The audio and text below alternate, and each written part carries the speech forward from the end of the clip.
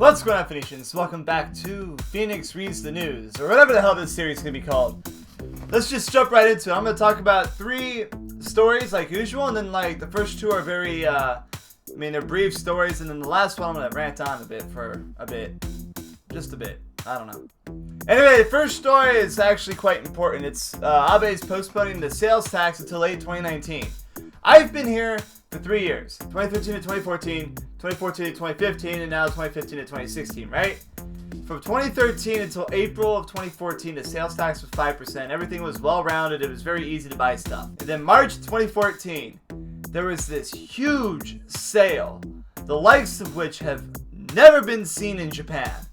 Just people were spending, and then boom, April hits, sales tax shoots up to 8%. Train fares go up, food goes up, everything goes up.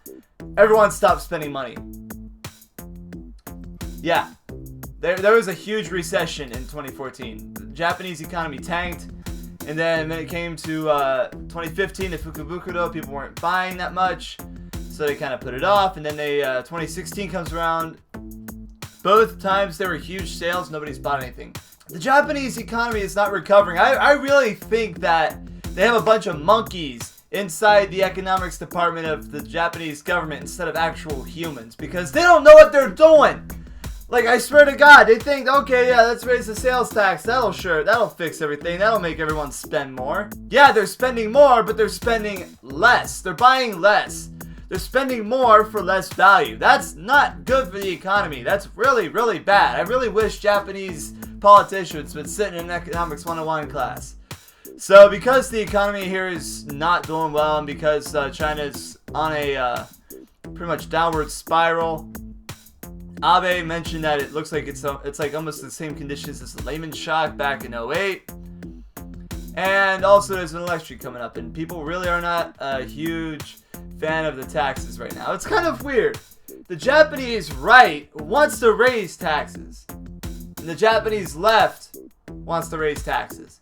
Basically, Japan, you're fucked. All of your politicians, they love taxes as much as I love beer, and that's saying a lot. So you guys better vote in some people that don't like taxes in order to fix your economy. Second story, this is kind of a story that pisses me off. The ground self-defense forces are searching for a missing Hokkaido boy. This is parenting gone absolutely wrong. How old are these parents? It says, well, if you don't know what happened, a 7-year-old boy was missing since his parents abandoned him in a forest. That's pretty shitty. What the hell? Why would they do that? I mean, that makes 0 sense. Why would you abandon your kid to teach him something? It makes no sense at all. I feel like that these parents are idiots. Alright? Maybe these parents work for the Japanese Economics Ministry of Finance. That might be it. Maybe that's what they work for. Maybe they're in the Ministry of Finance. Maybe they're the ones saying, oh, let's raise the tax. And it's like, wait, we can't do that. These parents, they're so stupid, they thought it would be a good punishment for misbehaving to leave the kid on the side of the road in a mountain, right? That's so bad.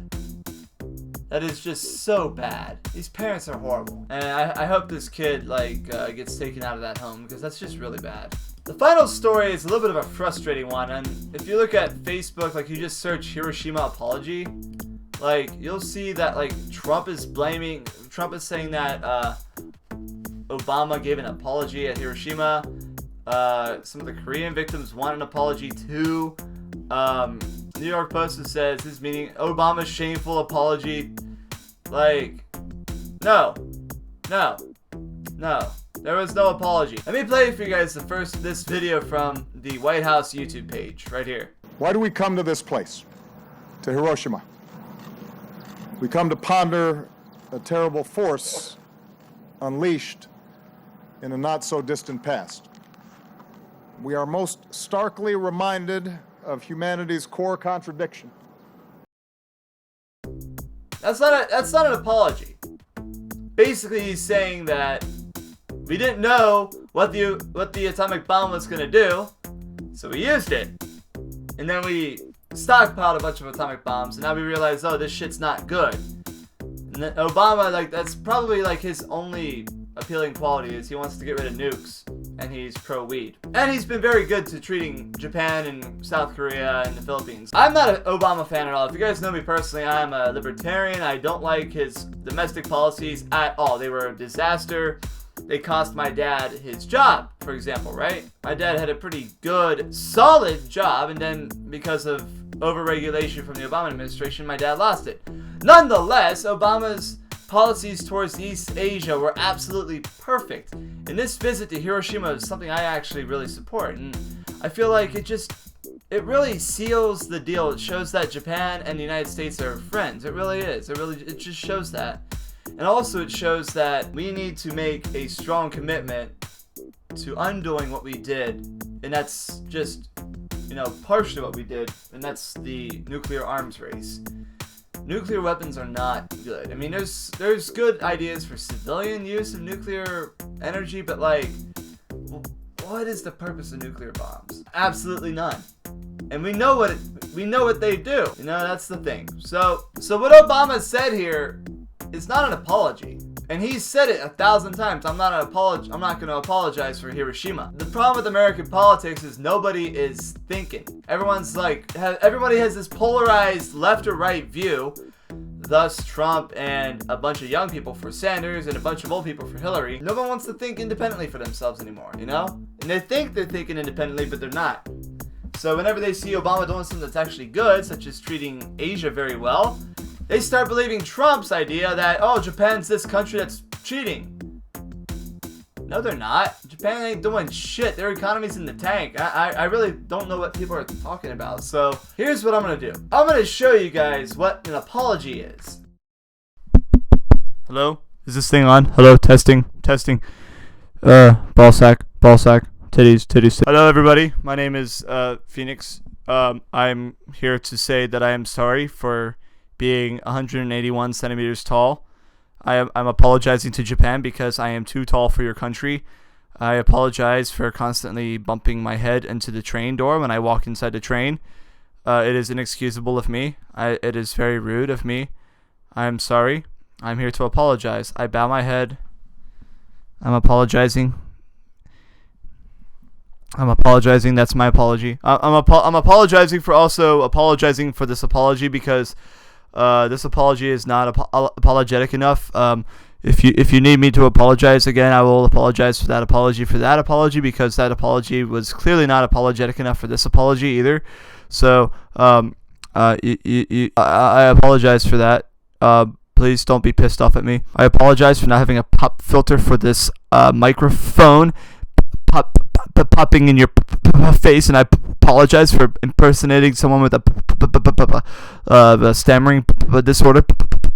I apologize for having such a shitty comedic sense of humor. I apologize to all those social justice warriors that I offended in my kimonos video, which is like one of my top 10 most popular videos. You should watch it here. Click on this. I apologize because clearly I'm not Japanese, and I even though I live in Japan, I am simply just a white imperialist here to enslave all the Japanese ladies and get them in my bed. You don't see anything in there, do you? I apologize because I'm also holding a train toy because I'm not a kid, and this is age appropriation because I shouldn't be having a toy of a train because I'm not a kid. I'm 24 years old. I apologize for being 24 years old. I apologize to the African race for having a toy called Blackie. That's clearly racist, and it's definitely my fault for naming this Pokemon Blackie, which is its Japanese name, even though in English it's called Umbreon, which...